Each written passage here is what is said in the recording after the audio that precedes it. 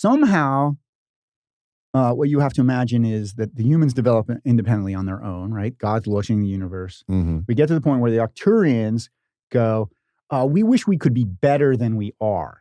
Uh-huh. How are we going to make ourselves better than we are? Well, we've just been talking about making ourselves better by trying to improve upon the stuff we've already got. We're looking towards the future.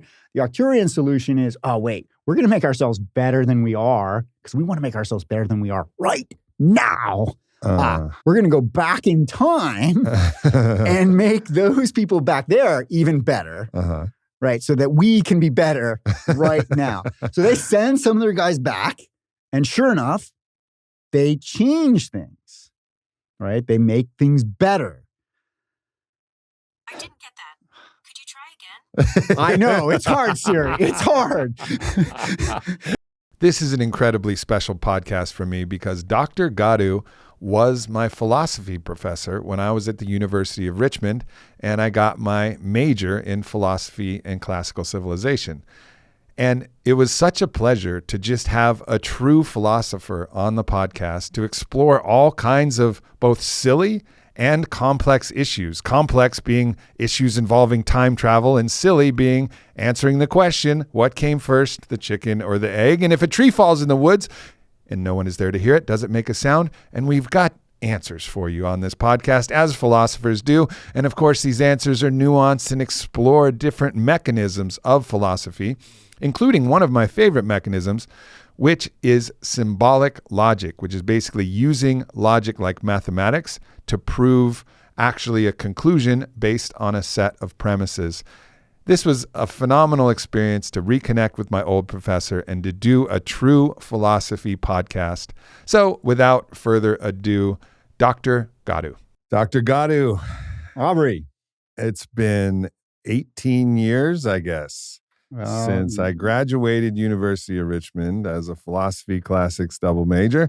And you were my favorite philosophy professor, and Dr. Walt Stevenson, my favorite classics professor. And I had this huge urge just to reach out and just, first of all, get in touch and just say how much I appreciated my time learning and studying philosophy with you, not only for the content that we learned, but just the meta process of thinking about problems the way that you thought about problems. And that left an indelible impact on my life. And I think probably more than even I'm aware of and conscious of, and probably more than you're conscious of, which is you're teaching material, but you're not teaching material, you're teaching how to access material. And that's, like, to me, the real beauty of philosophy. Whether it's you're studying epistemology or whatever, it doesn't matter. It's how do you approach the information that you have. And you did just such a great job with enthusiasm and life force, and also just razor sharp logic and all of the other tools that you use. So I just want to really, first, before we get started, just honor that. Well, I appreciate that. I mean, as an educator, I'm gonna take all the praise I can get, because sometimes, you get students who I can't tell whether I've reached them or made an impact. I know they've taken my class. I know they've gotten a grade, and I don't hear or see from them beyond that. And I'm like, all right, did I make a difference? Did I actually change somebody's way of thinking, or even just make them a better thinker, a better way of approaching various problems? So great. Thank you. Success. Success. One in the books. You got one win. One check mark. There we go. You got one win clearly in the books. It's on the record. Right. It's on the record. It's been recorded. So we studied a lot of different interesting things. And one of the things that actually was part of the impulse for me to reach out was symbolic logic. And since graduating Richmond, I have never heard a single soul speak about it. And frankly, I forgot about it for about 10 years. And then I remember I was making a very logical argument, and people were trying to refute the argument in completely illogical ways. And I was like, this is so frustrating. Right. This is, if you believe my premises, you must believe the conclusion. You cannot argue. You can argue with the premise, but you cannot argue with my logic. Right. And I remembered symbolic logic, and that's what it was all about. It was like the mathematics of logic. Right. So, symbolic logic, in its most common form these days, is focused on exactly that part of reasoning. If my premises are true, does that sort of force my conclusion to be true? Mm-hmm. And you're right. Maybe you think, hey, my premises aren't true. But if you actually think the argument has that property, premise is true, therefore conclusion is true. If you accept my premises, you got no choice. Right. If you want to remain being a logical person, you are forced to say that the conclusion is true. Right. So like I'd say, hey, all swans are white. George is a swan. You'd better believe, if you believe both of those premises, you better believe George is white, right? I mean, you have no way around it. So yeah, it can definitely be frustrating when, like, what are you saying when you say, oh yeah, I believe those premises, but I don't accept your conclusion, and you accept that it's a valid argument? Yeah. I don't get that. Yeah. But it's hard to say. We don't always get our arguments to be valid. Sometimes it's just, look, these premises don't force that conclusion, but they make it highly probable. Right. And yeah, you got some wiggle room, but come on, now you got to give me some reasons to say why we're in that sort of 2% probability zone rather than the 98% probability that because of these premises, therefore that conclusion. But that's just a little wiggle room. Yeah. And the way that it looks like when you actually put it out, and it's difficult in an audio podcast to talk about this, right? And we were aware of this as we knew we were going to talk about this. But it's almost like an algebraic, equation, the way that you do that. And there's specific symbols for the if-thens. Right. If this, then this. And it's this little horseshoe that goes to the left. Right, yeah. And then there's some other things that are like and this and this. Yep. And that's like a little dot, right? It can be, it depends on your system, right? But all it is different people choosing different symbols to represent the exact same thing. Yeah. So some systems do the and with a dot, some do it with the ampersand, some do it with an upside down caret symbol, right? But it's all doing the same job. Right. It's funny you talk about logic and algebra because logic in its symbolic form in the modern version you start to see it in the 1840s out of Augustus de Morgan and Boole, who were mathematicians, but they were trying to come up with a way to say, how can we get people to accept our mathematical proofs and see that, hey, yeah, these premises force that conclusion within the realm of mathematics. Mm-hmm. And then they wanted it to be general in the sense that, we could be talking about algebra. We could be talking about geometry. We could be talking about calculus. We could be talking about integers. Whatever they wanted to talk about. So some idea like if there is a square root of -1, then I am able to do this particular thing. Yes. Right. This particular thing is logically impossible, hence no natural square root of -1, right? Yeah. But that reasoning, you want to be able to apply not just to mathematics, but it turns out early 20th century, a lot of philosophers who were suddenly very interested in the workings of language started adopting a lot of those tools and applying them to language generally. So, and that's much closer to what we do now when we teach logic, as I teach it as, hey, this is sort of a model for reasoning in language. If the sky is blue, then the ground is wet. The sky is blue, the ground is wet. Horrible argument, right? Because I'm not going to accept the if-then premise. Yeah. But I do know that if those things are connected that way, I should accept the conclusion. And if they're not, I have a reason to say, not necessarily reject the conclusion, but to say, you haven't given me enough reasons yet to believe that conclusion. Right. So lead us through like an argument that uses a couple of the different equations that we might be able to do, and then see where something that forces a conclusion that has a couple different steps. Yeah. And then we'll see, and actually try to make it something that's like pretty reasonable if you can. Yeah. So that I can try and go in and see where the weak points of that are, or see whether it's just like. Yeah. Oh, I got to do this off the top of my head. Eh? Yeah, for sure. So let me start by just saying, okay, so you were talking about and. And then you've also talked about if then. Yeah. And or is usually one of the other big I'm ones. not sure I understand. That's Siri. She doesn't understand. She doesn't understand symbolic logic. No. This is actually, Siri does this in class to me too. The students love it. I'm like, Dr. Goddu, we don't understand. We're just like Siri. I'm like, okay, I'll try again. I'll explain it again. It's like the techno gods. That's right. Coming to speak. Coming to say. So those are probably the big three that show up in English where we reason. So, look, either you do some World Cup stuff. Either he's offside or he's not. Yeah. Right. He's closer to the end line than the last defender. The ball got played. If the ball gets played when he's closer to the end line than the second to last defender, then he's offside. If he's offside, the referee has to give him has to raise his flag.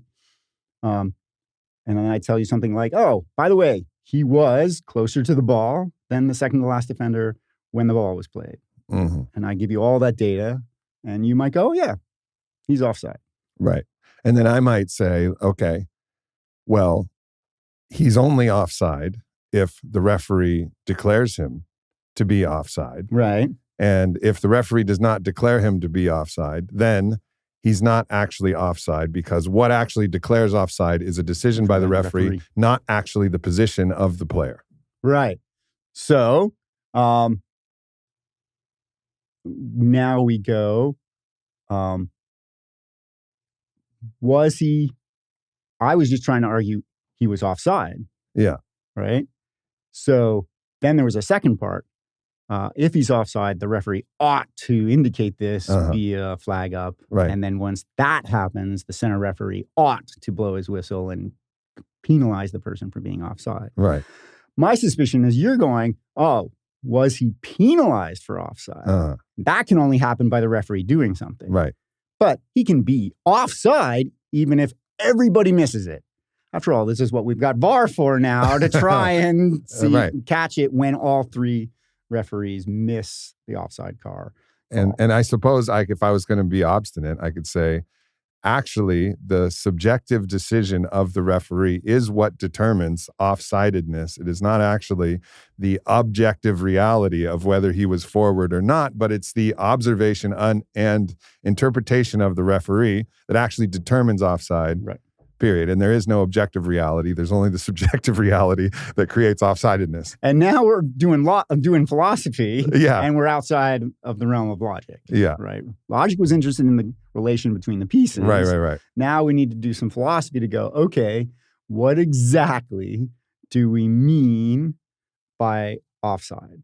And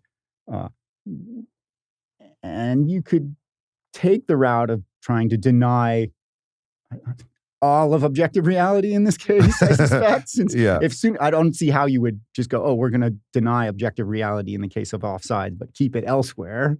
Right. So you have to basically challenge local realism, which is actually somewhat being challenged in general in quantum physics right now. Right. So basically the observer creates the reality. Right. But then also I could argue against myself. If other people saw him offside, then there was another observer. Right. And so that creates a collective reality, if not an objective reality. Right.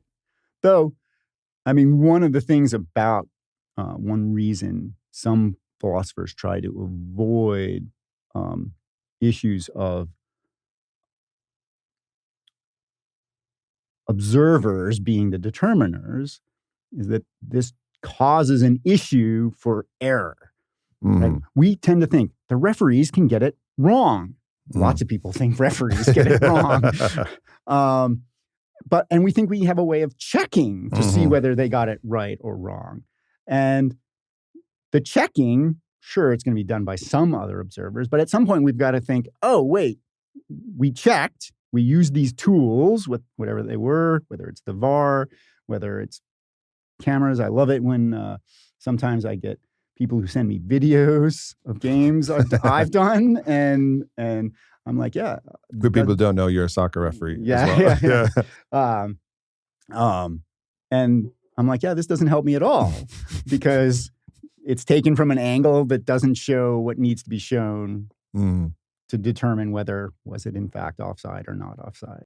As long as we think there's a way of checking for error, as soon as you let that in, you've got to accept some sort of realism.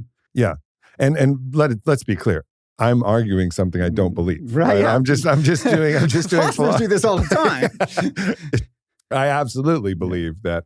And actually, if we were going to get into it and wanted to explore this in a more serious way, I think that there is a collective consensus reality observer effect that creates an objective reality. But it's, in my actual belief, there's ways in which certain things can be slightly adjusted depending on the field of observation and belief, just as in a single experiment with the slit, if something's observing a particle or a wave, that individual can adjust that very, very small bit of reality based on a single person's observation of it. Right. And I think there's a collective observation of reality that creates a collective consensus reality. But in certain situations, and I believe this because I've felt it, I've seen things happen that would normally be described as magical and not possible. But in the field of belief that was created, certain things are happening that in the moment, because we all believe that it's possible, it's like, oh, that happened. That's normal. This table was moving on its own accord, and that felt normal. And then a few hours later, and of course, there's usually some psychedelic medicine involved. Yeah. And a few hours later, we're like, did that fucking table just moving on its? Was it pulsing with the? And we're like, fuck, it was. What the fuck? Yeah. And we're shocked. Right. But in that moment, there was a different altering of the field of belief that just allowed just a subtle shift in what was possible in that moment. So if we're actually speaking the truth, that's what I actually believe. Right. Right. And I mean, what's possible? I mean, we perceive, everything we analyze about the world is based on our perceptions of it. We've got to do some processing. It's not like we have sort of this immediate direct access to reality. Right. It's always interpreted. And I mean, when I'm teaching skepticism sometimes, right, these views that you can't know anything, and there are ways, philosophers, it's easy to come up with ways to make people doubt everything in some sense, right? Oh, you're trapped in the matrix, or brain in a vat. Or who is the person who talked about brain in the vat? Putnam did brain in a vat stuff, and Descartes doing the evil demon, whose sole job is to deceive you, to make sure that everything you think is wrong, and it's really hard to get out of those situations. But I think it's... And honestly, like the interesting thing about the evil demon who's doing every job to create an entire reality just to deceive you and trick you, I've actually seen people I know get stuck in that place in the psychedelic medicine journeys. And again, we haven't spoken for quite a while, but since I was 18, that's been a part of my path, going through the sacred medicines around the world. And I've actually seen people get stuck in this place where they believe that there is a, malevolent, omnipotent deity that's just fucking with them entirely and infinitely, and everything is fake and it's just there to fuck with them. And even I've come in and be like, hey man, you all right? And then in their mind, they're like, of course he would say that. Yeah, right. You won't fool me. Evil right. Well, I mean, part of the danger here is once you get into what you might call these deep skeptical hypotheses, if you take them seriously, I don't think there is a rational way out. Yeah. Right. You just, at some point, you just got to go, okay, not going there. I've got to at least accept to some degree that, hey, this table is real, even if, maybe sometimes it can move on itself. Yeah. I mean, Descartes did his little thing about, perception and sticking a stick into the water and it bending. And part of me is like, prove that it actually isn't bent when it's in the water. It's like, well, what are you going to do? You're going to take another observation. You're going to go, well, look, we could take a picture of it underwater and you could see that it wasn't bent. I was like, well, then wait. When you're looking at it that way, that just tells me, oh, now it looks like the thing above it is bent, right? Because you're taking it from this perspective. And I was like, any observation you make, we could always say, no, that you're actually observing the way it actually is, and you just think that it's staying still. It's actually bending. How would you go about actually proving it in a way that isn't always relativizing to some system of observation? Again, once you get sucked down that rabbit hole, you're just like, okay, I could probably never stop. I better get out now before my brain explodes or something, and just go. Wasn't there a story, and I don't remember if it was you who told the story, in because I had a few philosophy professors. Who else was a contemporary around that time that I might have taken classes with? Gary Shapiro, Jim Hall. Yeah, Dr. Hall. Dr. Hall probably. Dr. Hall was probably, I took the most classes other than you. All right, but anyways, there was a discussion about somebody who was presenting this skeptic kind of philosophy, and they were having a debate, and this used to happen. Philosophers would get together and have debates about random things that just were pure philosophy, like philosophy is an art. And I do want to double click on that a little bit later, but there was an argument between a skeptic and someone who believed in basically reality. Right. And the story that I recall is that the guy reached over and slapped him, and said, was that real? Right. Oh, and there are variations on this, right? I mean, G. Moore is famous for at one point saying, here's a hand, here's another hand. And once you accept that, we're off and running, right? The skeptical hypothesis is done. But the slap is sort of a more, here's my hand. Don't tell me this is not a hand. Right. Tell me after it strikes you in the face that it's not a hand. It's like, well, but if I'm going to be consistent, I'm like, yeah, you're assuming I have a face. You're assuming that I actually felt pain, or that, right? I mean, you could just keep pushing this. I can accept that this is all an error. Yeah. Now, Hilary Putnam, where we were talking about brains in a vat, did have a sort of an interesting way of trying to get around this.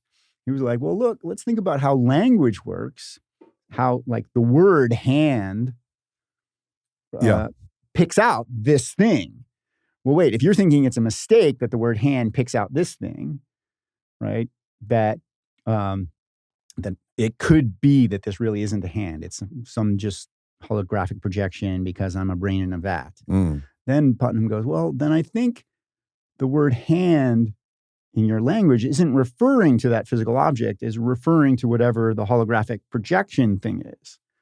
And it's true, you have one of those. And so all the sentences turn out to come out true again, because it turns out not because reality is the way we think it is, it's because our words are somehow picking out whatever it is that we're using to. So it just kind of backs everything up. Backs everything up. And then, so it turns out you still might be mistaken about what you think hands are, like physical concrete objects. It turns out there are no physical concrete objects other than perhaps the brain in the vat. And however it's getting its reality. But all your words would then just refer to whatever that fictional reality is. So like the Matrix, they're all like those buildings that don't exist when you see New York, right? Because they've been destroyed. But when Neo says, "Oh, we're going to go to the Empire State Building," for him, the Empire State Building turns to refer to that holographic projection thing, not some physical object. And this is where, for me, it's like if you back it up that far, who cares?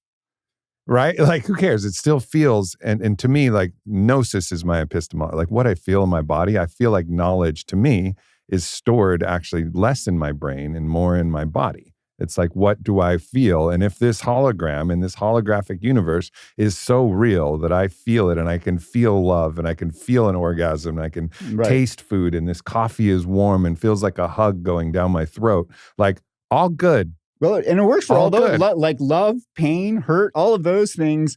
The words are going to refer to whatever it is that's in the simulation. So fuck it. So what's what are you worried about? Yeah, right.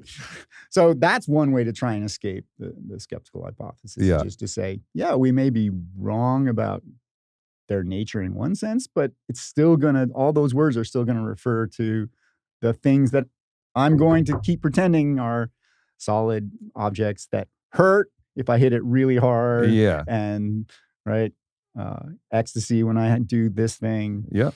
Pain when I do that thing. Mild discomfort when I do this other thing. Yeah. I have an interesting thing that's very recent. And again, this is the third time I've mentioned it already, but psychedelic medicine is a part of my path. Yeah. And the combination of actually two legal medicines in most places, ketamine and cannabis, is probably now my most consistent journey. And I do it in a very kind of intentional way. And I drop into this space with those two medicines that I'm prescribed for. And so I was recently in there, and I've been somehow, interestingly, connecting with the archetypes of Olympian gods. Perhaps my old classical roots are giving me the bias and proclivity to want to go there, even though I haven't really done that for a long time. It's been the Hindu deities. It's been the classical, like Yeshua and Mother Mary, and it's been a lot of other pantheons, you could say. Right. But whatever it is, for whatever reason, it's been on the Hellenic, pantheon recently. And I had a vision of Athena. Right. Now, Athena is the goddess of wisdom. Right. And it was curious to me that the goddess of wisdom was wearing armor and was like a warrior. Right. And what I actually saw is that wisdom was violent to ignorance and all deception, deceit, in distortion, delusion. It actually, when wisdom came, it destroyed that which was not wisdom. Right. And the interesting thing was like, well, why is it then, okay, get the armor because it is actually violent, right, to all of those things I mentioned. Yeah. And it's a woman because, and this is of course my hypothesis, but it's a woman because wisdom is actually held in the body. It's actually like the greatest wisdom is held in the body. It's held, and a woman represents the body of both men and women. Actually, it's the body, it's the womb, it's the skin, the touch, the heart, the pussy, the cock, the whole, like there's deep, deep wisdom that's actually held there. And it's actually the brain that is the most suspect to being out of alignment with wisdom, where the body actually knows. Yeah. All right. So there's a lot in there. A lot in there. Let me start with, in some sense, philosophy is focused on wisdom. Mm-hmm. Some people think in terms of knowledge, but I really think we want to. Knowledge is, in many cases, the purview of the brain that you were saying. Is that right. But you can know lots of stuff and not be wise. Mm-hmm. And that's not even just, you're not sort of streetwise, or like you're an intellectual and you're completely unknowledgeable in other areas. And like, no, you can just know lots and lots of stuff and just not be a wise person. Mm-hmm. And the challenge, of course, is trying to figure out what does it take to be a wise person. Mm-hmm. And you talk about Athena and armor. We started by talking about logic and reasoning. It turns out a lot of the metaphors in logic are, because I said about those premises force that conclusion. Right. There tend to be war metaphors. Like you're an idiot if you believe these premises but don't believe that conclusion. Right. Right. That somehow you're being irrational, and I'm trying to beat you in your argument. Mm-hmm. I'm trying to make you want to believe this, and I'm trying to make you stop believing it because I think I have good reasons that'll force you to stop believing that. It's a contest. It's a contest, right? Who's got the better argument? And one of the things that some argumentation theorists want to try and do is can we move away from those metaphors? We still want to have this property of premises forcing the conclusion because it still constrains us. Like if you go around saying, I believe these premises, but I'm going to act upon this conclusion that's completely contrary to those premises, eventually we suspect the world is going to smack you down for it in some way. And we would prefer that these are what the possibilities are constrained. And I think a lot of people, without us getting on a tangent, I think like one of these premises would be like, love is the only way to, respond to hate or Mhm. respond to that. And then we could believe that premise, but then somebody attacks us and it's straight back Right. to a different Yeah. non-loving response. Right. Right. So it's right. like you're being logically inconsistent. Either Right. you don't believe it or you have to allow that you're incapable of actually following it. So, Yeah, but yeah. again, at least you get to think about what's actually happening in the right way. Right. And I mean, again, when we like philosophy, science fiction, all of these things, sometimes pushing these strange hypotheses, but part of what we're doing is using logic to try and push these hypotheses to their conclusion. Like, what if you're going to be consistent with, love conquers hate? Somebody starts, you can't respond with hate. Right. That if you're going to be self-consistent, Yeah. you've got to come with a way to sort of say, well, and here's, you believe that? Here, let me hug you. Yeah. And Yeah. and you're going to punch me? Okay, fine. Here's the other cheek. Right. And that's sometimes extremely hard Of course. for human beings. Of right? course. Because Which means that, and then potentially it invites the changing of the premise. You right. know, you would have to say, you'd have to qualify it. In most situations, the best response to hate is love. In Right. some situations, self-preservation and the return of violence is necessary. Right. And then you actually have a consistent worldview Right. that you can abide in. Right. And then you're still going to end up with, that's going to create a new border where Yeah. you're going to be like, okay, what about this case? Which side of the border does it fall on? How do I deal with that case? But and that's like the entire Talmud, by the way, right. which is where like old ancient Jews were like figuring out, well, what if, right. what if this very thing happened? Right. How much like Ari Shafir in his special Jew talks about, like, there's apparently if there's more than 1/60th of your soup has ham, right. you have to throw it away. But less than 1/60th, just a little bit of ham, right? Yeah. You can eat the soup. You can eat the soup. Yeah. So there's this problem in philosophy called the vagueness problem, is how to deal with something like, hey, when is a person bald? How much hair do they have to have? or when are you in the outback in Australia? Like, right.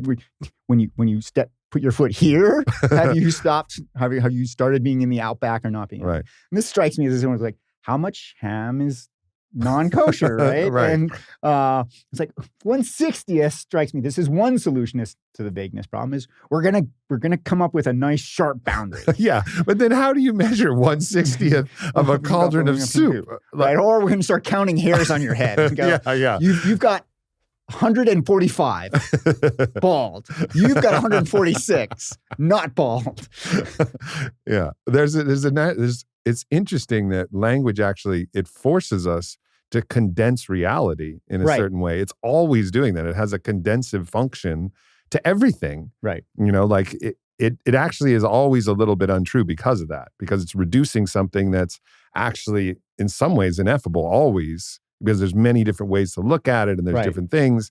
It could be a wave or particle again, like it's the same concept, but it's condensing it to one consensus belief that actually makes it always a little bit false. Right. Well, and there's a fairly standard view in philosophy that natural languages are almost,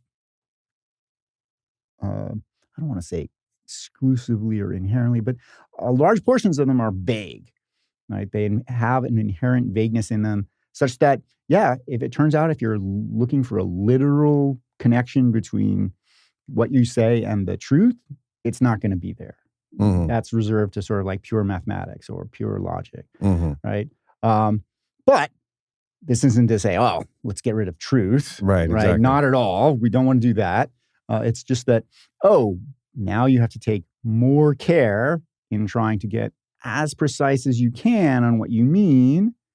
We can check, we can still test for things, but then it's still going to be, someone could still, with inventiveness, come up with a situation like, well, bald or not bald, person or not person, table or not table, right? I mean, the classic move with the table is, I start removing molecules.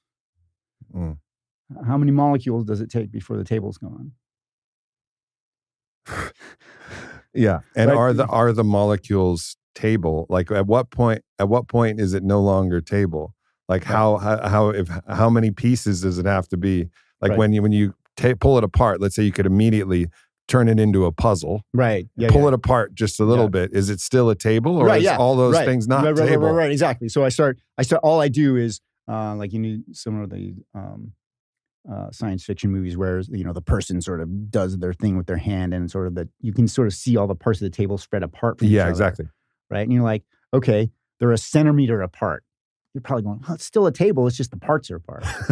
but now I spread all the parts across the universe. And everyone's going, oh, not a table. Some wood. It's wood pieces. But now it's like, wait, you're telling me whether it's a table depends on how close the pieces are to each other? Right. That's weird. That's strange. But, I mean... And this is and this is what I was talking about, the meta beauty of philosophy. And the meta beauty of philosophy is allowing your mind to explore things in these ways that allow you to look at it and ultimately laugh, because I think you arrive at certain paradoxes. Right. Where the only actual response to the paradox is to kind of laugh about it. Right. Explore it and then just laugh that we're placed in an impossible situation and we just have to kind of laugh. We have to kind of laugh. I mean, but there is part of me. I mean, I'm a logician. Yeah. I'm a philosopher. Yeah. I like consistency. I agree. And when I get to this point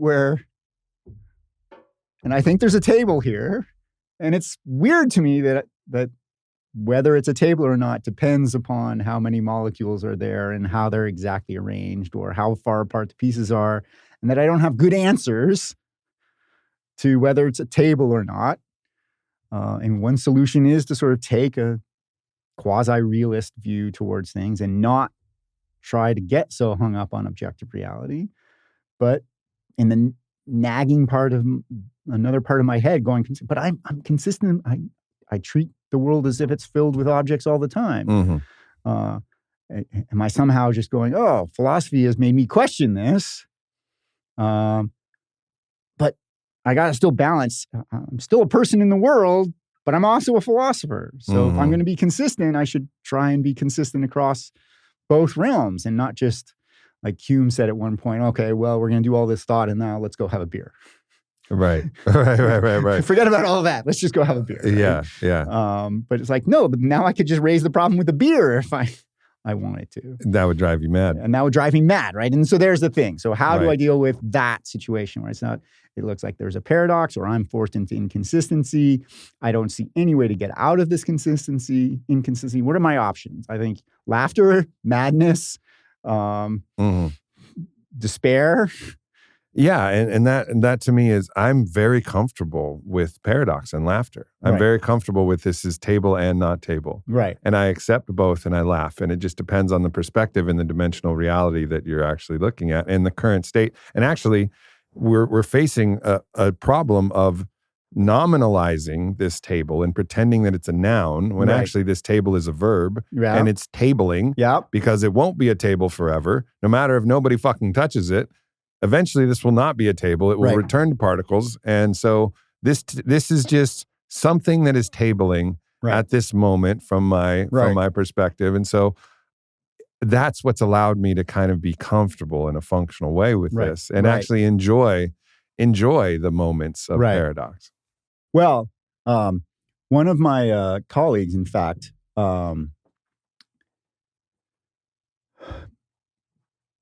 he would probably agree with you in the sense of, in Western philosophy, especially, there's this tendency to think of objects doing stuff, right? But the objects are somehow primary, like that we have the objects and then we attribute properties to them and actions to them.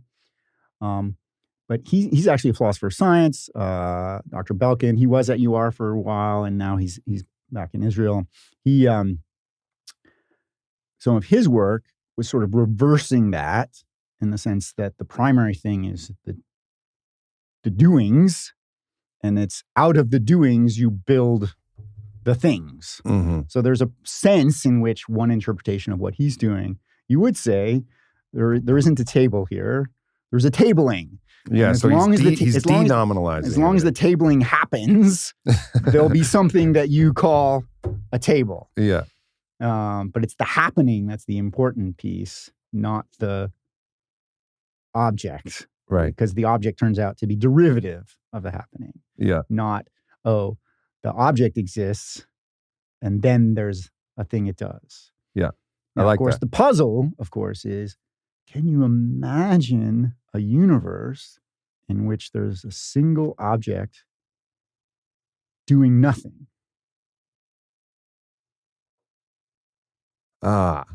So I would say universe. So we have to clarify the word universe. Okay. First of all. So universe to me means, I would say that's clearly no, because everything in the known universe that we call default universe is actually moving in some way. Right. So let's clarify. So philosophers use the word universe sometimes to talk about possibilities. Right. And so we could imagine, here's an easy possibility. My first flight was going to be delayed, so I had to switch my flight. Yeah. But if I hadn't noticed that in time, I would have been stuck in Dallas this morning because I would have missed my connection. Mm-hmm. So we can imagine a universe in which I didn't notice it, right? Yeah. And that's and we can compare the two universes. And in the one universe, this conversation isn't happening right now because I'm still stuck in Dallas. In this universe, the actual one, it happens to be. So, and you can multiply that a whole bunch of times. And there's a whole bunch of science fiction about like hopping universes, parallel multiverses. Okay. And so what I'm asking is, now consider all of them. I'm asking, could you imagine one universe where there's just one object doing nothing in it? Yeah, and I think this is the unicity points. Yeah.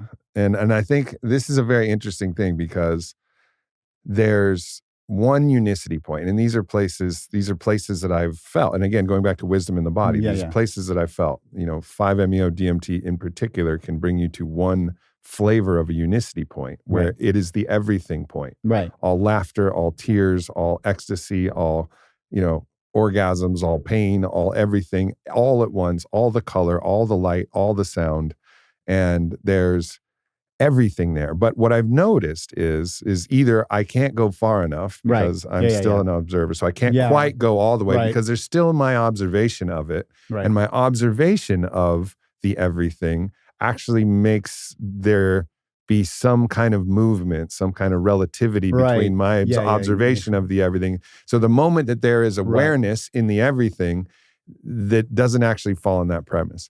But I do believe that there's potentially on the other side, the void or the nothingness, where there is a dimensionality of just nothingness and no conscious awareness of the nothingness. So it's impossible to experience it. By even divinity itself. The divinity itself, as soon as divinity says I am, it's no longer the nothingness because there's I amness. And then I think the universe flows from that. But I do believe that in the possibility of this completely unconscious void of nothingness with no awareness of it. Right.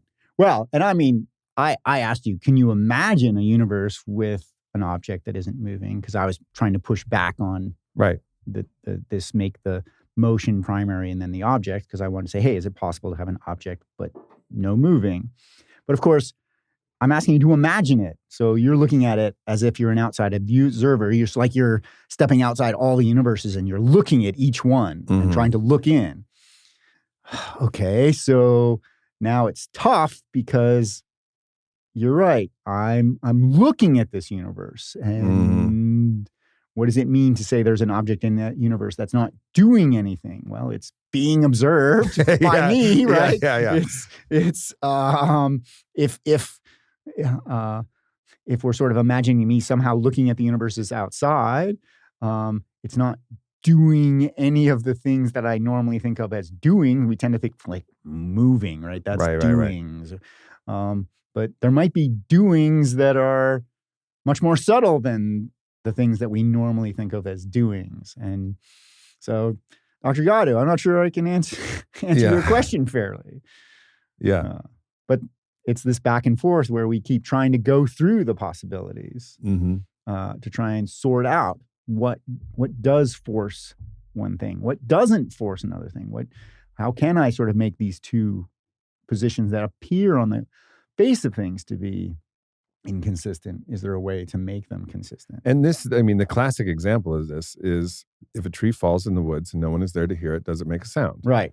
Okay. Right. And I've explored that myself, and I think I've finally, come to a reasonable conclusion. But I would propose that to like, all right, well, let's explore this. Right.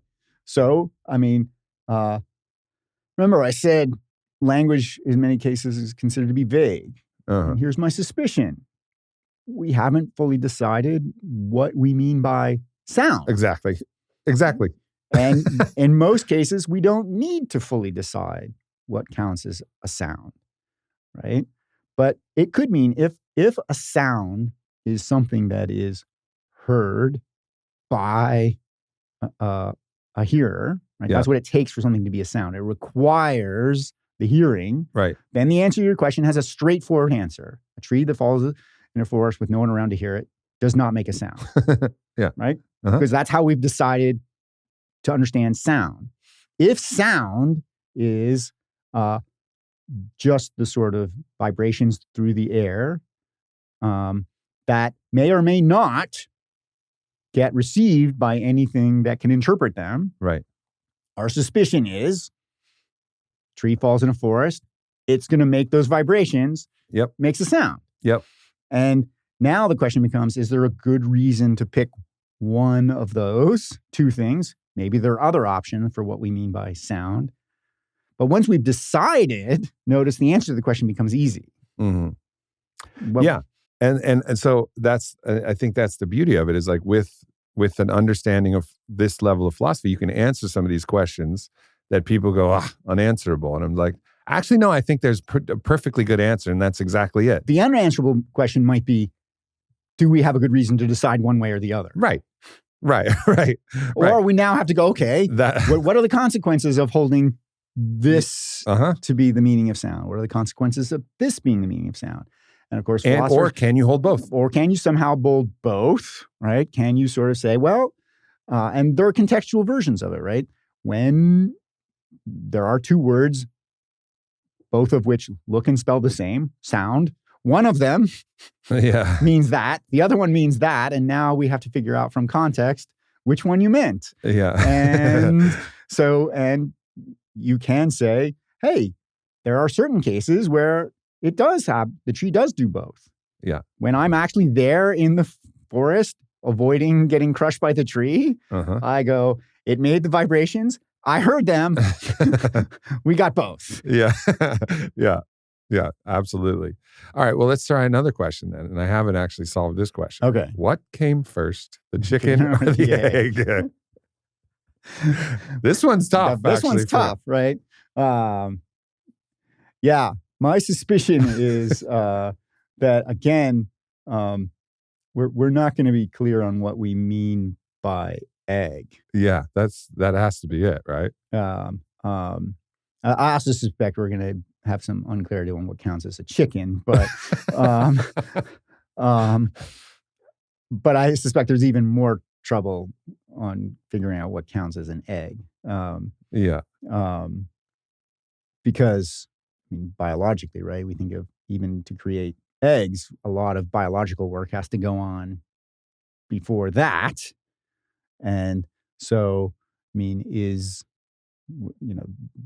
the initial cells, do those count as chickens? What is the precursor of a chicken if you keep going back and back and back? I mean, I'm trying to imagine this kind of amorphous beast that's almost laying an egg. Well, like where's the borderline chicken? Right, where's the borderline chicken? Well, I mean, and this was some of the original arguments against things like evolution, was like, where's a borderline eye?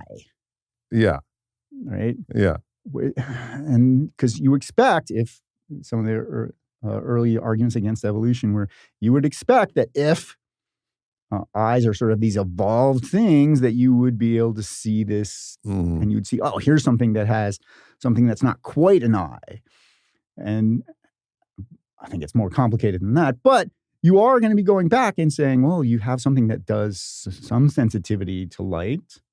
And Right. now you found things that had better sensitivity to light in certain frequencies survive better than those that didn't. Mhm. And so do those count as eyes? Mm. I don't know. I think the When you- eyes when thing, you- the eyes thing for me is easier than the primordial chicken. Well, but I think can't imagine the primordial chicken. Primordial chicken in the sense is, okay, so you have something that is chicken-like. I mean, What is that thing? Well, I mean, we might think it was some kind of bird. And then before that, it may have been... What is a bird? What is a primordial bird? Right. Well, exactly. I mean, if you think you're going to push this back all the way to single-celled organisms... Yeah, but you can't be that far, right? Right. Well, but that's the thing. Bigger. I mean, you start doing these single-celled organisms, they get more complex, Yeah. and they're going to create things. Now, like for any... And they're going to get more and more complex. Try cutting the line anywhere. Why don't we have, I mean, it is, and it's not like I'm an evolution denier. Of course not. Yeah. Right. However, you would imagine that you'd have like fossilization of very strange, almost bird like things that might show up in some particular way, right? Right. Well, we do. So we have some fossils that you're like reptile bird. Yeah. That crossover is very close. That's pretty close. So, I mean, there's some theories where velociraptors, right, have feathers. Uh-huh. So, so I think the issue is, I mean, that actually makes them more terrifying. To me, actually. Right. If that velociraptor had Had fucking feathers, I'd be like, God damn, that's fucking scary. if it could also fly and run really fast. And okay. Yeah. But I mean, part of my point is about, I mean, if you get this huge chain of changes, start from like some single cell organism and go all the way up to modern day chickens, right? If you could trace all the things. But part of it is you're back into a vagueness problem is where do I cut the line and say this thing before was like a pre-chicken and this thing over here is chicken? Right. Where's that line? I mean, in some sense, you get a similar sort of problem with just human beings, right? We tend to think sperm, egg, that's how it starts. And you get development all the way through. And it's like, we get a huge debate, especially in this country, about where's the line for person, not person there, if you're going to do it in pure biological terms, right? And a lot of sweat and blood and tears have gone into arguing back and forth about that particular line. I'm like, and I guess again, this points to where I source wisdom is like, do I feel like that's a chicken? Right. Does it feel like a chicken to me? You know, and this is like anthro-ontologically, I guess, like in my own body, do I know it is real? Right. And like, do I feel it? And that's Athena. That's Athena medicine to me. It's like with the wisdom of knowing. All right. So, but can you ever feel wrong? Like, do you think your feeling could get... I think the interpretations of my feelings could be wrong. All right. So I need more detail here. Like you're saying you have this feeling that okay, so let's say I feel like, you know, let's use a real example. Yeah. I was in a polyamorous relationship for a while before meeting my wife and you know, changing the path and being in a more traditional monogamous relationship. In this polyamorous era, I would feel like my partner didn't love me anymore. Okay. And the feeling was that love was removed. She didn't love me. She didn't care about me. All of these horrible negative feelings. Right. And that's what my interpretation of the feelings. Now, the feelings were horrible. Now, my interpretations were that she actually didn't love me. And that was the conclusion that I drew from what you're feeling. From what I was feeling. Yeah. But my feeling was actually caused by my own insecurities. Right. Okay. And so the insecurities was actually the cause. So my attribution to the cause of the feelings was false. Right. However, the feelings were accurately depicting my insecurity. Right. Yeah. So and this is the clarity I wanted, right? I'm trying to pinpoint what the feeling was. I mean, I'm not denying you had the feelings. Right. In fact, it's really hard for me to challenge that you're having the feelings. What I'm worried about is what we take the feelings to be indicative of. Mm-hmm. And you were interpreting the feelings as being indicative of something happening out there in the world in another person, when in fact it turned out they were indicative of something going on inside your own body that reflected something else about the world, namely your own security about your relationship to the world. Yeah. All right. Awesome. I don't think we disagree about anything. But now you need to be able to, how do you distinguish between the case where your feeling of insecurity, your feelings of not being loved are in fact being caused by the not being loved out in the world, or being caused by your own self-insecurity? Right? That's what I need to be able to distinguish, because I grant you could have the exact same feeling in both cases. Right. And if all I've got access to is the feeling, and I know there are these two possible explanations for the feeling, I can't suddenly just jump one way or the other.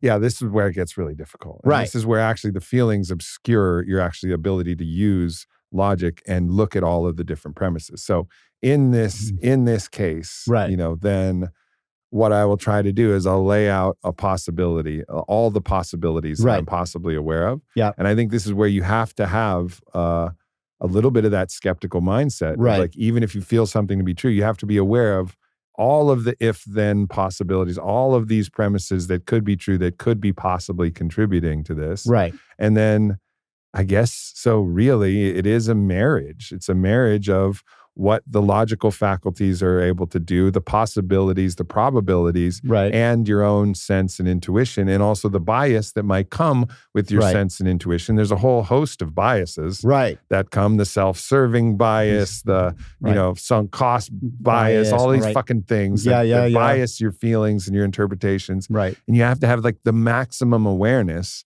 for all of that, and the willingness to also be like, I was wrong. Right. No worries. My bad. I'm sorry. Right. And that I think is the hardest part. Right. Is that willingness to step back and A, admit you're wrong, but B, here's another one, the confirmation bias. Right. Humans are really bad at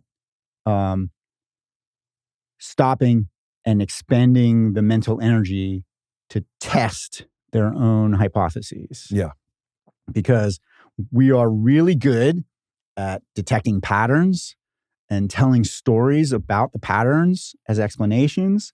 I suspect this has awesome survival value in many circumstances.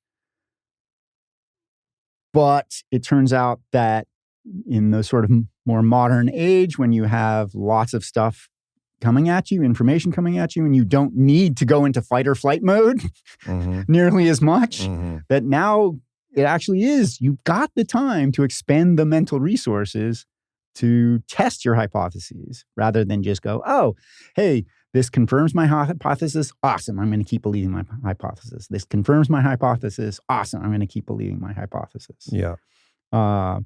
It's so tough, because all of these a lot of these biases or heuristics are designed with a biological, evolutionary biology purpose, right? And that's my hypothesis anyway. Well, I want to go and test it, right? Yeah, if I'm going to be I'm like, I've got this great story that explains why human beings aren't so good at probability, and explains why human beings are prone to confirmation bias. I've got this hypothesis, this story. It seems to fit the data. Okay, what should I do as a good researcher? How do I test it? How do I come up with a way of checking whether that is the explanation for why human beings seem to fall prey very quickly to confirmation bias? Yeah. You imagine that, like, if you're in this jungle world and a particular type of animal hurts you, then it hurts you, or an insect, for example, like an ant. I suppose there's some ants that bite and some ants that don't. And have a couple ant bites, and then you discover a new type of ant that actually doesn't bite. Yeah. And it's on your arm. Yeah, and you've experienced the ant bite. Yeah. You fucking slap it. That's or right. Yeah, move yeah, it right, away. right, yeah. Like and that's actually helpful. Right. Even though you may be wrong about that ant, but to wait around to check. Yeah. Right. It just doesn't make sense. Right. Yeah. There's a lot of thing about, for survival value, you don't want to be testing your hypothesis. Right. Right. I mean, sometimes you're just like, no, it's time to run or go or freeze or whatever. This velociraptor has feathers. Maybe it's not going to eat me. Yeah, right. Yeah. Right. Here, let's test. No. Right. Yeah. And also I say it does take more cognitive energy to test hypotheses, to slow down and sort of think through things that are going to prove me to be wrong, than to just go, oh, look, the evidence I keep seeing supports my view, so I'm going to keep believing my view. Now, of course, what gets worse is if you then start to deliberately narrow your evidence gathering to the point where you're only willing to accept evidence that supports your view, and you're not even willing to go look at evidence that might be contrary to your view. It seems to me that one of the problems is we've wrapped our identity in the nominalization of being right, as if right is a place that we're at and we're permanently at. Yeah. Rather than placing our identity as being the one on the quest to more truth or correctness. Right. And so if you find that you're not correct about something, then your identity is, I am the one, and this is where my value proposition of self is wrapped up. I am the one that will correct my incorrectness, right, and continue upon my evolutionary path of greater truth and correctness. Right. And if people could just shift their identity complex to valuing being on the process, right, on the path of truth, right, rather than arriving at the truth, having already arrived at it, right, it would change everything. Everybody's minds would be way more open. Right. I mean, but again, I suspect we're going to come back to one of these double-edged swords, because even in philosophy, right, we tend to go, okay, I accept this as my premise, and then I'm trying to figure out how to move on from there. Yeah. But that means I've got to accept some things as premises. I've got to take them as true. I've got to take them as starting points to move forward. Sure. Of course, because the skeptical problem is that if I keep questioning all of my premises all the way back, there lies madness, there lies despair, right? Because I just don't have any starting point to move forward. Yeah. But so even if I'm going to be involved in a process, at some point, I need to, as part of that process, I've got to accept, at least for right now, this is the raft I'm on. Totally. These are the pieces I'm going to use. What can I get from there? But I have to be willing to maybe jump rafts. Exactly. And get excited about the ability to jump rafts. So right today, and this podcast will release later, and so this podcast, I'm referring to a point back in time. Yeah. Where right today, this Wednesday, I don't know, it's sometime in December. What's the date today, everybody? The 14th, December the 14th, podcast with Graham Hancock is being released. Graham Hancock, investigative journalist who's gone to many sacred sites around the world, some of which have been actually accurately dated to around 9,600 BC, where megalithic sites were created. Right. Now, there was a mainstream archaeological hypothesis that nobody built anything beyond, a couple thousand years BC. Right. And he's put together an immense amount of evidence to show things to the contrary, and more is coming.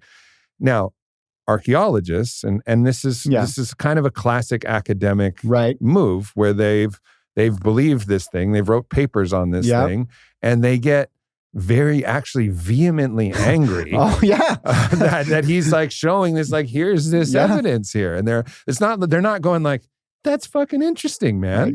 Let's look at this together. Let me bring my team out there and let's check this out. They're like, no, fuck you. You're a pseudoscientist. You're blah, blah, blah. Hey. And they go ad hominem attacks and they try to bury him. Plate tectonics was viewed as pseudoscience, right? In its early days. And in fact, I can't remember the guy who put it forward. I can't remember his name, but even he was like, this is a great story. It sort of fits the evidence I have, but we would need a lot more work. But it would explain certain things. Yeah. And he says, but it doesn't meet scientific muster, he himself. But he kept at it, and now it is the mainstream view of how the stuff. So part of it is like, okay, yeah, it's good to have the skeptics to say, wait, let's slow down. You've put this crazy story out here that contradicts a lot of what we have. Sometimes there is a good reason to be conservative about our beliefs, right? To accumulate knowledge slowly and not sort of rush into, oh, but that would be so cool. Okay, yeah, but it would be really cool, except it's false and it's dangerous or whatever. But if it's like we just got the new breakthrough about fusion, right? That they've finally made a reaction where they got more energy out of the reaction than they put in. For the search for fusion power, that is awesome. That's a big deal. That is a huge deal. Not a whole lot. Still a lot of technological barriers to overcome, but that was one of the big first steps you need for viable fusion, right? So it's going to be this slow process of working our way through. But part of that process, I think, has to be a willingness to go, what if I'm wrong? Mm-hmm. And that's tough. It's hard. Like I teach people to reason, try to reason more clearly. One of the things I would tell people is sometimes you're going to get this gut reaction. Like this is what your body is telling you the answer is. And you know what? If it's a probability problem, slow down. Because odds are your gut reaction has driven you to the wrong answer. And we can prove that it's the wrong answer. Sometimes that happens in logic too. Your gut reaction is that this is going to be the answer. And it's wrong. I mean, do you remember, did I do writing assignments? Do you remember doing writing assignments in logic? So those puzzles, a lot of students would, like they go with their gut reaction on, oh, this has got to be the answer. This is what it feels like the answer is. And then I could just methodically lay out, no, this is why this counterintuitive answer. I think, I didn't think about it till you brought it up, but those are some of I loved those. Like I relished that. I teach puzzle. A course now that's almost the whole puzzles and paradoxes, which is almost doing all of those all the time.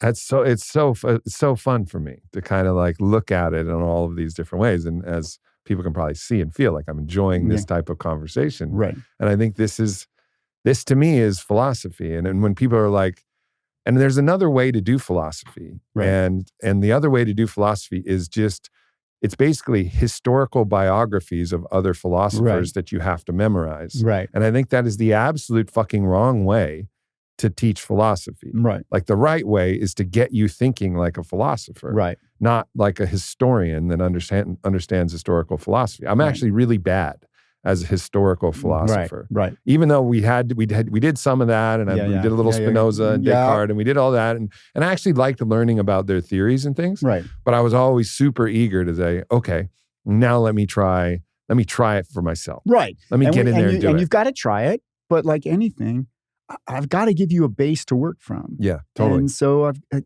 it's not as if Spinoza wasn't excited about what he was writing, or Leibniz or Hume. They wrote it down. They took the time to work through it, to plow through it, to spend tremendous amounts of mental energy trying to say, I'm trying to solve the problem of what substance is, or here are the consequences of if we take this definition of Aristotelian substance. What's the world like? Spinoza is one unified thing that all what you call mind and body are just different aspects of the same thing. Or your Leibniz, you start with a tiny bit of a difference in your definition of substance based on Aristotle. And the universe, it's composed of infinite substances that are independent of each other, don't causally interact, but somehow mirror each other perfectly. One thing, infinite things, all starting from trying to parse out the logical consequences of substance. Okay, awesome. But we still need to have this foundation of what these guys said to move forward. But I can't just do philosophy in the sense of regurgitating what they said. Yeah, it has to be a little bit of both. It's got to be a both. How do I do this balancing act between giving you enough knowledge so that, and the hope is, right, that philosophers have made loads of mistakes over the thousands of years we've been doing it. Do you want to have to refigure revamp all of their mistakes in their search for enlightenment, or can we sort of shortcut some of that by saying, okay, let's start with some things that these are the foundations. Can we move forward from here so that we can keep making that incremental progress up? Absolutely. And I fully agree. And it's not just philosophy. Right. It's also the great spiritual traditions and mystical traditions. Like I'm actually currently in active study with Mahayana Buddhist and a Kabbalist as well. And as I go deeper into their understanding, more things are illuminating for me, and I'm able to make derivative conclusions based on certain premises that I've now accepted based on what they've worked out over their thousands of years. And so that to me, I guess, is really exciting. So I guess my only comment on the educational process is, and this wasn't the way it was in University of Richmond and with you, and that's one of the reasons why I love philosophy, but I'm trying to just posit, like, how do you not love philosophy? like that's what I think. Like, there's a lot of people who are like, I fucking hated philosophy. I'm like, what do you mean? How do you, it's like, how do you not love solving the greatest puzzles that can be solved? And I think the reason why is sometimes if a professor's just having you memorize what other people said, but not giving you the opportunity to say, okay, here's some of the ways they thought about it. But also now here's a problem for you that's practical, that's real, that you got to figure out, use some of your own methods. I think in the blend of both, it's like radically exciting. And also, look, a lot of people would say, philosophy, classics, double major. Yeah, good luck with your career out there. Well, fuck you. I fucking killed it. That's right. So, I mean, I would do things for for admissions, and where they're saying, I would get asked questions. What can my child do with a philosophy degree? Anything they damn well please. Yeah, exactly. Exactly. Right? You're teaching someone how to think, how to solve problems. Tell me something that doesn't require thinking and solving problems. Solving problems, right? When it comes down to it, philosophy may be sort of an extreme version that we may end up talking about stuff that on the face of it is crazy. Right, like brains and vats. Brains and vats, and whether this table is real or whether, whatever you want to do. What would happen? How could you distinguish between these two situations? I'm like, I would never be in that situation. Not asking. I understand that. How would you distinguish between you being in this distinguished in that situation? But a lot of it just requires the willingness to be slow, methodical, take your time. Try and open your mind to various possibilities. See what the logical consequences of various positions are. Admit when, hey, this would be a really cool way to solve that problem. Oh, it's not going to work. And go, okay, put that as an attempted solution aside. Let's try a different solution. Or, I want to solve the personal identity problem this way. Hey, okay, you can solve it that way, but I'm going to point out it has these consequences. And if it has these consequences, are you willing to accept those consequences? Yes or no? If you say yes, this view, those consequences have these further consequences. Are you willing to accept those? Yes, no. And if you finally get to one where no, I'm not willing to accept those consequences, then you either have to say, okay, can I show you that those consequences don't really follow? Yeah. Because I want to hold on to my view. Or I go, those consequences are bad enough. Let me see how I modify my view to avoid those consequences. Yeah. And that just takes a lot of work, effort, self-reflection. I mean, I hate being wrong. I hate it. And there are times where I just have to be like, suck it up. Suck it up. Yeah, exactly. Admit it, move on. How can I grow from being wrong? For sure. And you can get actually, and it is possible to be both, like, because even in this position, I had an initial premise about wisdom in the body, and you challenged the premise, and then I evolved my premise to go, oh yeah, actually, it can't. There are often times where the body is completely misleading, right? And so I'd have to either clarify my understanding of the body or clarify the premise under which the body actually contains the wisdom, and like lots of things have to be clarified. And to do that requires the mind often, to be able to sort that out, or some level of consciousness, even then, where do you divide the mind from the all? From mind, or how do I even divide your mind from your body? That's a big fucking problem. And I tried to write a book called Master Your Mind and eventually abandoned it 3 times because I could not actually distinguish the place where the mind ends and the body starts and the universe collective ends and starts, and the mind. Everything was always inextricable fundamentally. Right. And so I ran into a philosophical problem where I just had to basically scrap the book. And I just recently canceled my contract. I got a good advance on the book. And I was like, I cannot do it. I've tried, I've evolved this many ways and I could do something, but it's not anything like the book that you bought. Dear Harper Collins and my beloved editor, Karen. I'm like, I'm really sorry. Yeah. I know, you know how hard I tried in this. Yeah. Here's your money back. Yeah. And I'll come back to you with something that I can actually do. And that was tough. Yeah. Especially throwing away 50, 60,000 words. Yeah. Where I thought I could get there. Yeah. I was like, fuck. That's right. Fuck. Yeah. I mean, I publish papers and then I've got all these reams of stuff that used to be versions of what those papers were. And there are times where I think I've got it and like almost got a complete paper. And I'm like, that's not going to work. Yeah. And I've got to just put that paper aside and be like, yeah, that's just not going to work. But the process is you learn something in the process. I learned so much more about the mind in my failed attempts. Right. Absolutely. And that will actually inform further my own life and also, further books and further posts, whatever podcasts, all these things that come across from it. So there's the gratitude that ultimately comes on the other side of actually going and doing the work, and like the labor of the thing is its own reward, and that you actually come to some greater understanding. Right.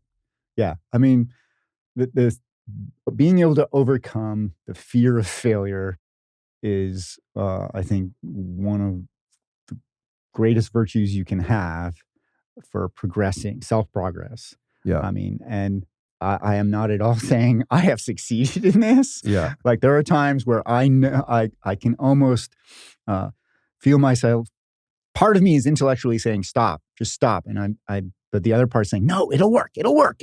Yeah. Yeah. And sometimes I just won't even see yet that it really won't work. Even if part of me is trying to say it won't. Of course. And even on self-reflection, I'm like, you teach people to try and avoid this trap.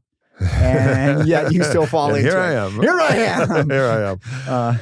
All right, I have something. So one of the classes that you teach is the philosophy of science fiction. Correct, yeah.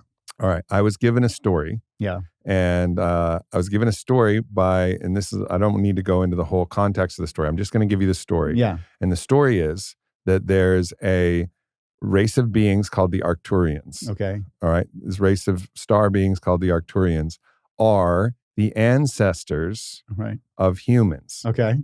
And that the Arcturians are able to move back through time and support humans in the process of becoming Arcturians and not destroying themselves. Okay. So this really fucks me up.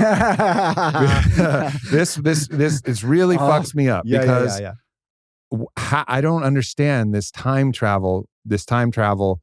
So you're obviously presuming that the Arcturians have mastered the ability to navigate time. Travel in time, yeah. I can accept that. But then if it is necessary for them to help humans to actually get to the point where they can become Arcturians and then come back and help humans, how does that work? Because the first time, where was the first time? First time? Where humans evolved enough to become Arcturians that could come back and help. Yeah, okay. Right? Yeah. So you see what I'm saying? Absolutely. Yeah. So I teach metaphysics and science fiction, and one of the big sections on it, and 2 big sections. One is on personal identity. So like this is transporter type problems where, there's a Star Trek episode where Riker beams down to the planet and then there's a problem and he ends up splitting in 2. One of him stays on the planet and then another version of him ends up on the Potemkin and goes off and becomes the Commander Riker who ends up on the Enterprise. And then they come back to that planet many, many years later and boom, there's another Riker. Right? So identity problems like that you can get. That's one section. The other section is all on time travel. So it's exactly this sort of story. What you have is a self-causing loop. Yeah. Right? That the Arcturians are somehow I've traveled back in time to do something that generates the Arcturians. Yes. Right? Okay. Yes. So, and you say, well, what happened first? Yeah. Okay. So here's a model of time travel. Changing the past is impossible. You can travel back into the past, but you can't change anything. Mm-hmm. So on that respect, imagine what it's like when God looks at the universe. Beginning Big Bang, let's say. Then he sees galaxies developing, stars, He sees the arrival of a very advanced species in Earth's past who do these things that generate, let's say, tweaks the conditions of initial Earth so that evolution will go this way. And he keeps following this path, and that goes all the way to the Arcturians, developing time travel. And of course, he sees them leave at that point, and then he sees the Arcturians continue on. That's the universe he sees. Mm-hmm. There is one and only one timeline. It never changes. That's the order he sees it in. Now, that universe, I think, is perfect. That story is now perfectly consistent. Right. But you have to accept there's a sense in which the Arcturians can't change anything about it. They are the cause of their own existence. Right? I mean, here's the thing. On that view, you want a time machine? Just make sure your future self sends it back to you. Right? Because there's your time machine. Yeah. Why bother going through building it or anything like that? Yeah. Right? If self-creating loops are possible, which in a universe that allowed time travel and there was no change in the past, you could just send the time machine back to yourself. How did you get your first time machine? Yeah. It just magically appeared because my future self sent it to me. That's how that's that kind of story. Yeah. I still can't get there. It's so hard to understand that. But you sort of have to be able to accept, everything in the chain has an explanation for when I just told it, right? Mm-hmm. Where did the Arcturians come from who showed up in Earth's past? Well, they came from up there, right? Yeah. So we got that. And why is it that humans developed? Well, because the Arcturians did their thing back then. And why is it that the humans developed into Arcturians? Well, because they did this thing. And how did the Arcturians develop time travel? Well, because they did this scientific discovery. And what did they do with that scientific discovery? Oh, they sent some of them back to make sure that.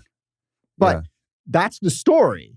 And I can explain every part of the story, right? It's just we don't like it somewhat because the loop sort of comes back in on itself. And some people are, well, how do you explain the loop? I'm like, what do you mean explain the loop? There's no loop.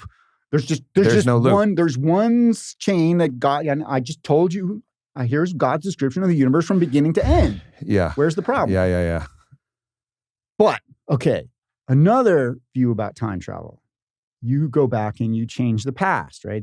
You going back, doing things. Loads of science fiction stories about that, right? Mm-hmm. Oh, I'm going to go back and I'm going to get Hitler before he does all his bad things. Let's suppose you succeed. There are plenty of stories where actually you jump forward to your new, better future and you're like, oh my God, this is way worse. Yeah. Holy crap. Yeah. I thought I was making things better by doing this. Right. And so then the story goes, oh, let's jump back and try and put it back the way it was. Yeah. Right? Undo my changes. Those stories, I think, are inconsistent. There is no getting back to the way it was. There is a way to tell changing the past stories. On that, trying to tell the Arcturian story on that one is harder, but not impossible. Somehow, what you have to imagine is that the humans develop independently on their own, right? God's launching the universe. Mm-hmm. We get to the point where the Arcturians go, we wish we could be better than we are. How are we going to make ourselves better than we are? Well, we've just been talking about making ourselves better by trying to improve upon the stuff we've already got. We're looking towards the future. The Arcturian solution is, we're going to make ourselves better than we are because we want to make ourselves better than we are right now. We're going to go back in time and make those people back there even better, right? So that we can be better right now. So they send some of their guys back, and sure enough, they change things. Right? They make things better. I didn't get I know, it's hard, Siri. It's hard. You have the best Siri of all time. It's the most accurate. This is incredible. You have a special.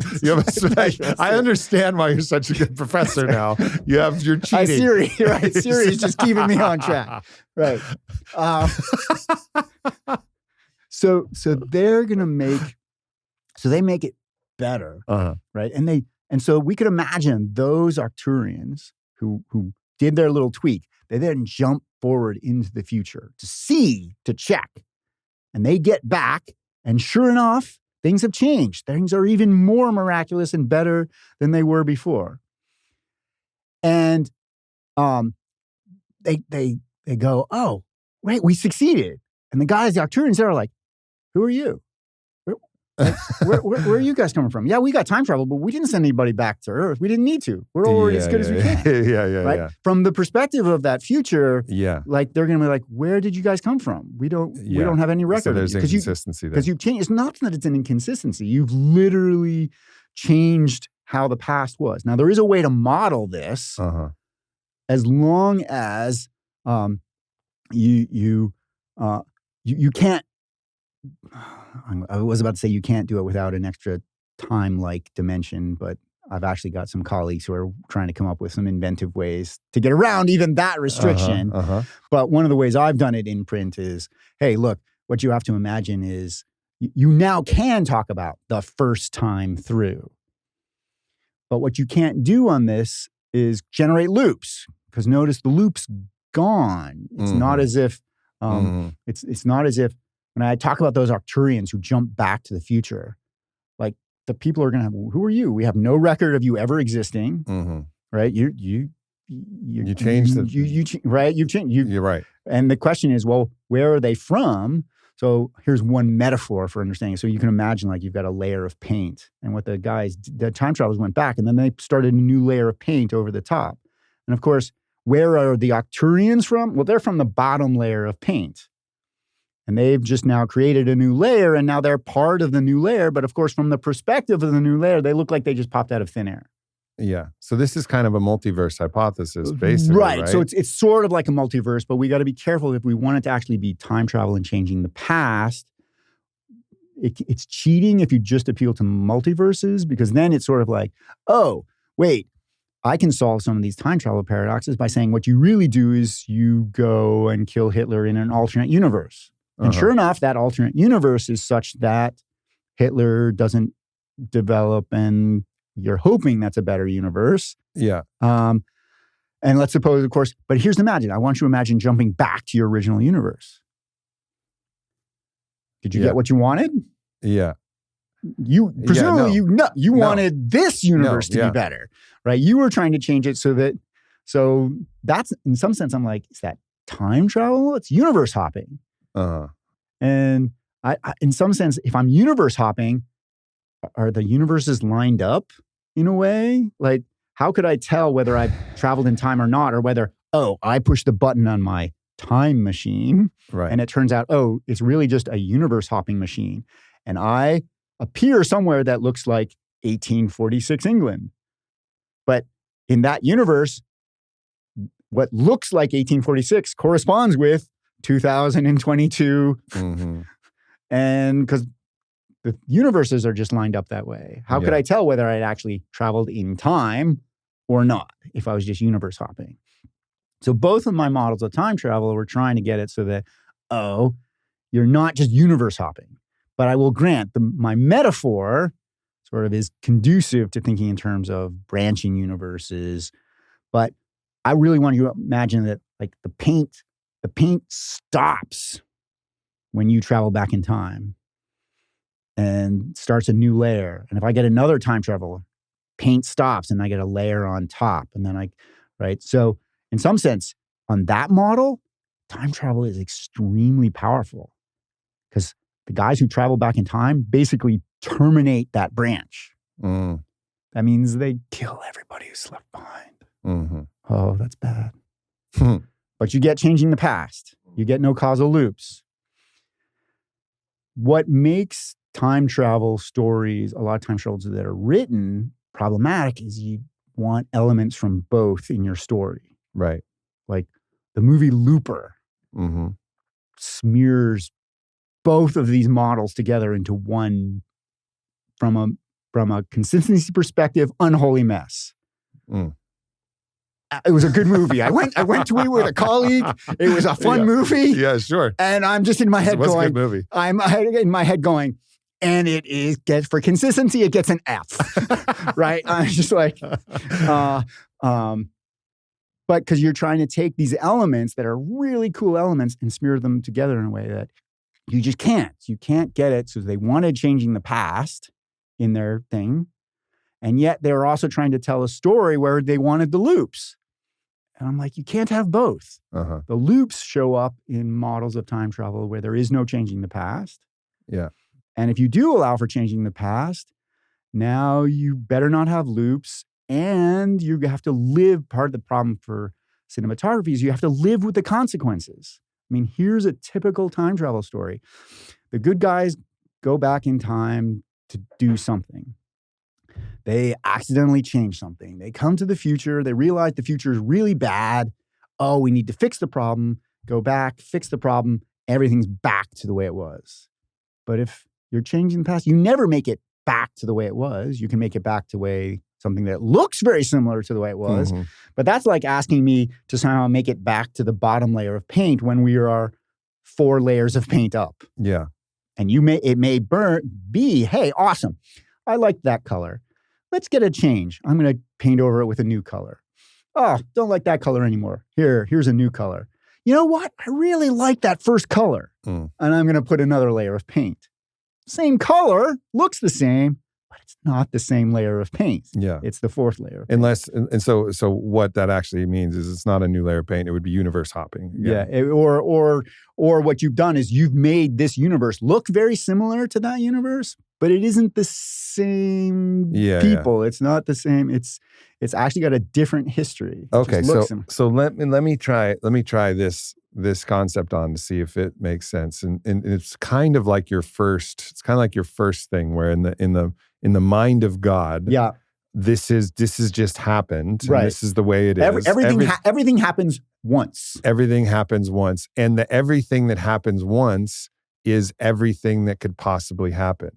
So let's say I posit that. Let's say I posit that. Yeah. Everything happens once, but the everything that happens once is a multiverse where everything possible happens. It's infinity. It's an infinite amount of multiverse timeline where actually there's a whole other universe where I take this can and I move it here, over here. And this has now created a branching universe based on my free will choice that allows for free will, but the free will is the infinite amount of free will possibilities where I can make every other choice, where there's another choice where I just put this down here and it's actually altered the universe just slightly. Yeah. And now we're in a new timeline. Right. Based on my perspective, which also contributes to this universe. And I guess that may be a premise that I'm kind of now starting to be okay with. That from God's perspective, all possible realities have happened and they only happen once. Right. And we choose which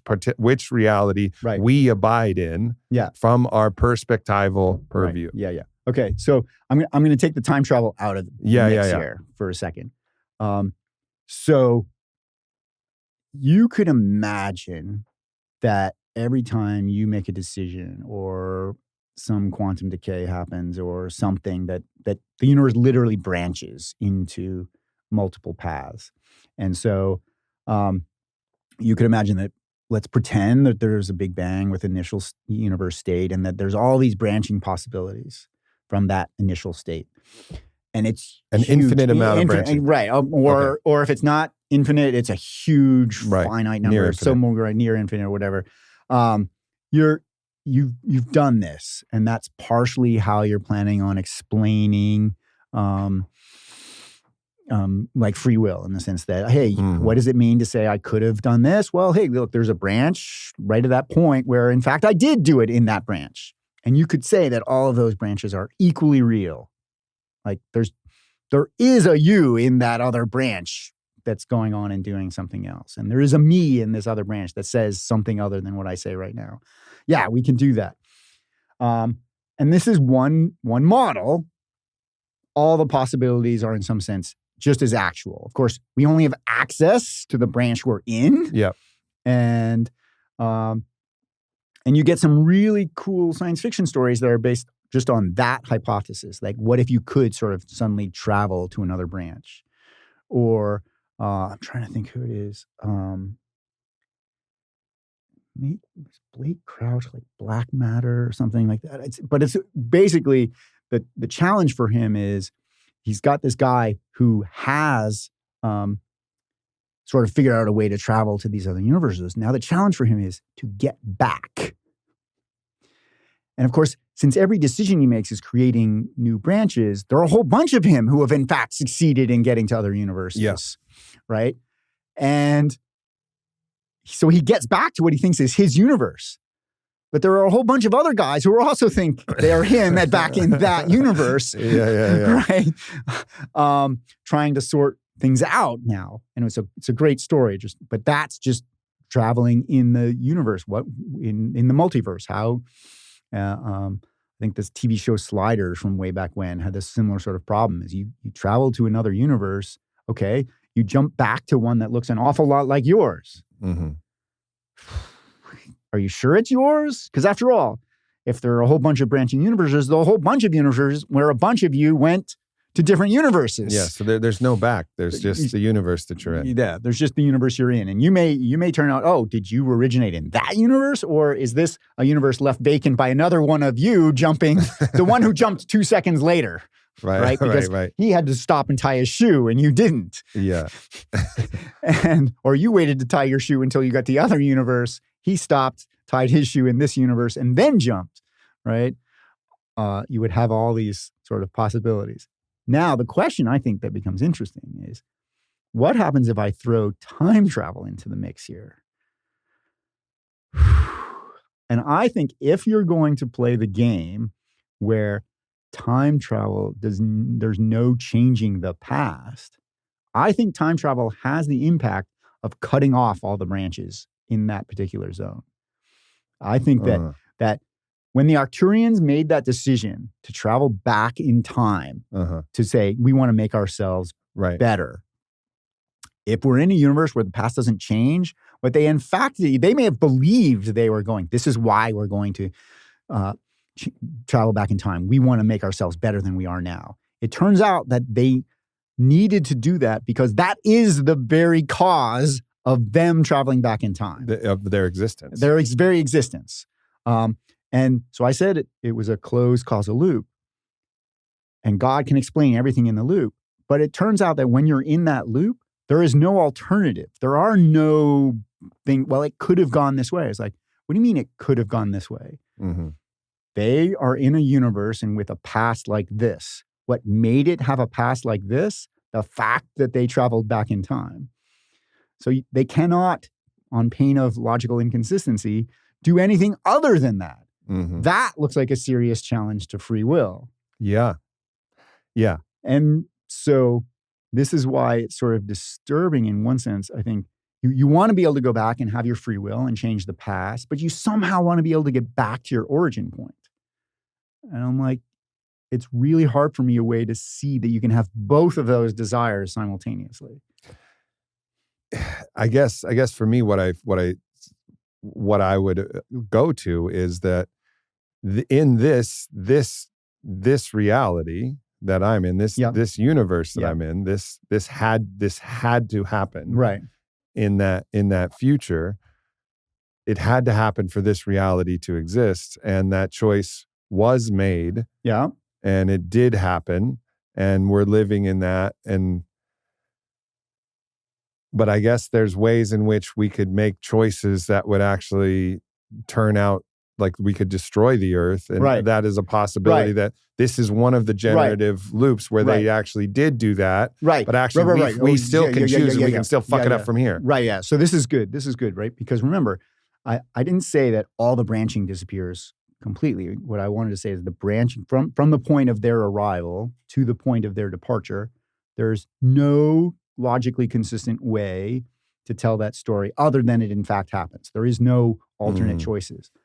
But you could mean something else by an alternate choice, because I can go to another universe that branches from that universe in which there is no time travel whatsoever in that universe. And now that's got all the things that you thought you were possibly could do.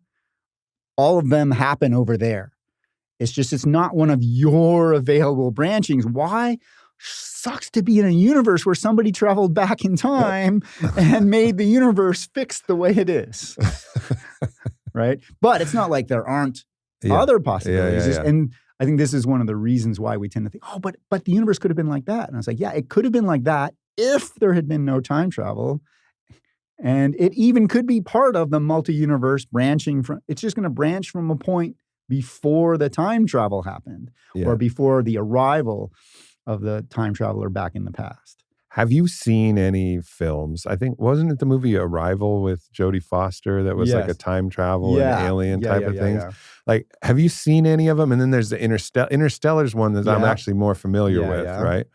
Which seems to be a problem for me as well, because he goes into that one quantum place where he starts pushing on the books. The pushing on the books then creates this whole thing where his daughter saves him by getting this thing that actually allows, and it's like, how is that possible? I go A for consistency on this one. Okay, good. Yeah, I think this one gets, and it turns out there's no changing. He doesn't change anything.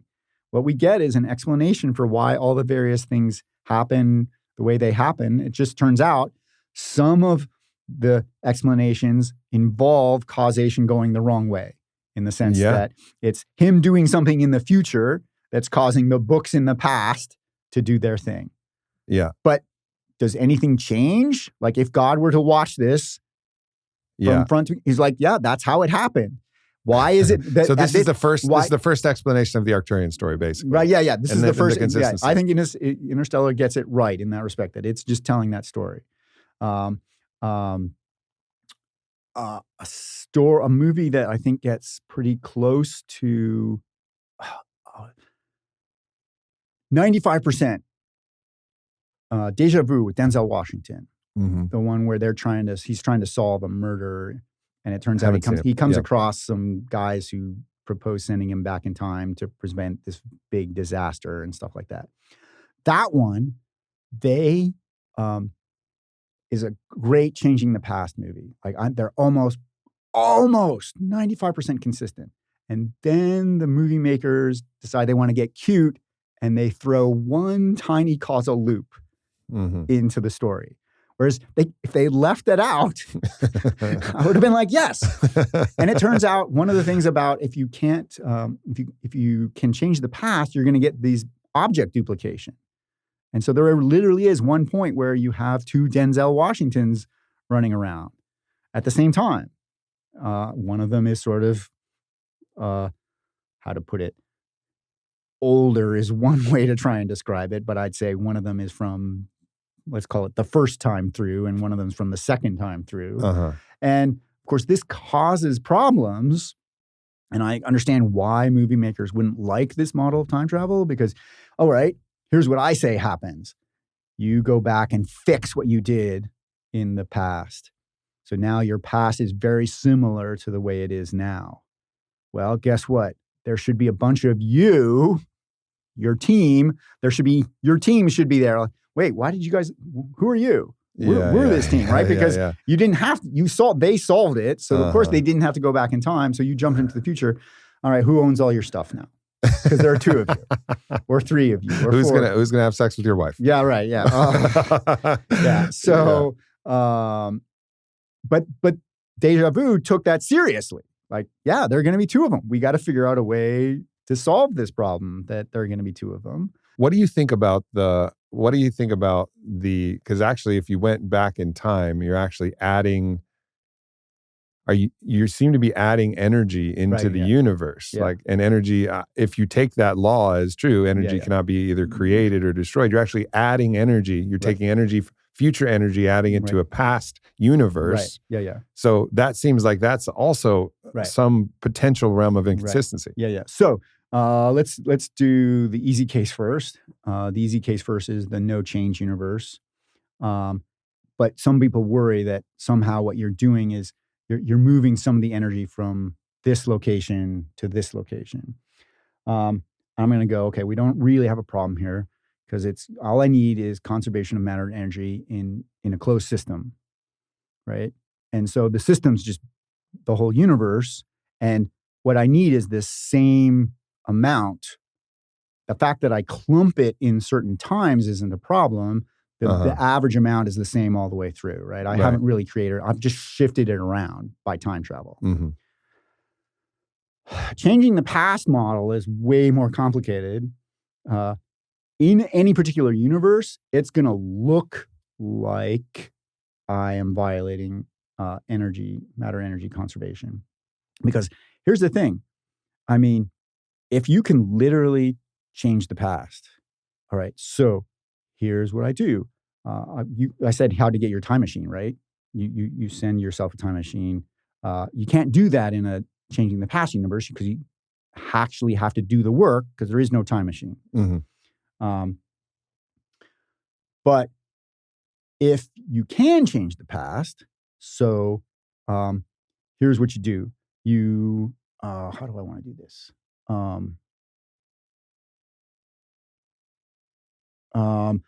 I have some resources. I go back that I know are going to show up in the future. So I bring them back to me with the past, right? And they're there in the past too. And then, so we wait the 100 years. And now I have two pairs of those resources because I have the ones I got and the one that was there. Yeah. So now since they're both there, this time I get both of them, put them in my time machine, go back in time. And now I've got 3 sets of the resources. Mm-hmm. And I could just keep generating more and more of the resources this way. Mm-hmm. And it's like, I am getting thing out of thin air. But this is just sort of the object duplication problem because I said, hey, here's what happens. I get in my time. I just finished building my time machine, right? I get in my time machine. I push the button. I go back 5 minutes. This changes the past, right? But it doesn't make any significant changes. It's just now there are 2 time machines sitting in my lab and there are 2 of me because the other guy goes, oh, it worked, right? And now, of course, let's both go. So they both go back in time. And now, of course, they both jump forward. And now, of course, there's a guy. Oh, it worked. Let's 4 time machines. Right, yeah, let's just keep going, right? Infinite time machine. You get a time machine. You get a time machine. Right, exactly. Yeah. This looks like it's violating matter energy conservation. Certainly within what looks like the accessible universe. Right. It does. But now I got to be careful what counts as the closed system. Because remember my layers of paint analogy, right? The closed system now includes every single layer of paint and everything in each one has an explanation. What I'm doing is I'm literally taking objects from each layer and compressing them into one layer, right? That's where my first time machine came from layer 1. Yeah. Then we jump to layer 2. Now and my guy, I didn't influence me in that timeline creating a time machine. So now there's the time machine I have and the time machine the guy in layer 2 created. Awesome. 2 time machines. We both jump to layer 3. Doesn't influence the creation of the time machine in that. Awesome. 3. And so, of course, we're just condensing them into a layer. Okay. I don't know how to respond to that. Thanks, Siri. Have I actually violated matter energy conversion? Or what I've done is just sort of the system is bigger than I thought it was. Right. And includes all the layers. It includes all the layers in the system. And what I've done is I've compressed taken stuff from one layer and just moved it to another layer. So it looks like, from any layer's perspective, it looks like I'm violating matter energy conservation. Yeah. Right. But if we take all the layers combined, not yet clear to me that I've violated that principle. Whew. This was a ride. Let's go get a beer and watch some FIFA. Yes, indeed. Who was the philosopher who said that? Let's go get a beer. Yeah, Hume? David Hume. Right? David Hume. David Hume. I think it's time to Hume out, have a beer, and watch some FIFA. This has been fantastic. Awesome. Thanks for coming in and exploring this with me. It's it's such a pleasure to be in this pure philosophy realm again, and also stretching my own capacity where it's like, And that's the beauty, I think, of the philosophy of science fiction kind of ideas. Right. It's like you're creating things that are at the very edge of our own comprehension and using rules that apply to other simpler things like the chicken and the egg and the tree, Right. which were very easy to solve. And now we're getting into time travel. Okay, now we're really stretching. Siri has to come in and check us. Check us. And I don't understand. I don't understand. I mean, and that's, that was Socrates' response. I don't understand. Help me try and understand. And then I'm going to ask you some questions about what you think is the truth, and then to help me understand. And those questions might show, oh, you didn't understand it as much as you wanted. But the goal is still to get to Socratic wisdom or understanding, not to just win points. Yeah. Amen. Thank you so much. And look, if you're out there, University of Richmond, it's pretty dope. It's pretty dope. I had a fucking blast there. Yeah. Yeah. So check it out. And then you can maybe take a class with Dr. Goddu if you're listening. And thanks, brother. I appreciate this. And Thank you. Anything else you want to share with the audience here? Oh, I think we're good. Thank you. All It was right. great. Beautiful. Yeah. This is a lot of fun. Thanks, everybody. Love you. See you next week. Thanks for tuning into this video. Make sure you hit subscribe. Follow me at Aubrey Marcus. Check out the Aubrey Marcus podcast, available everywhere. And leave a comment. Let me know if this video resonated or what else you would like to hear from me in the future. Thank you so much.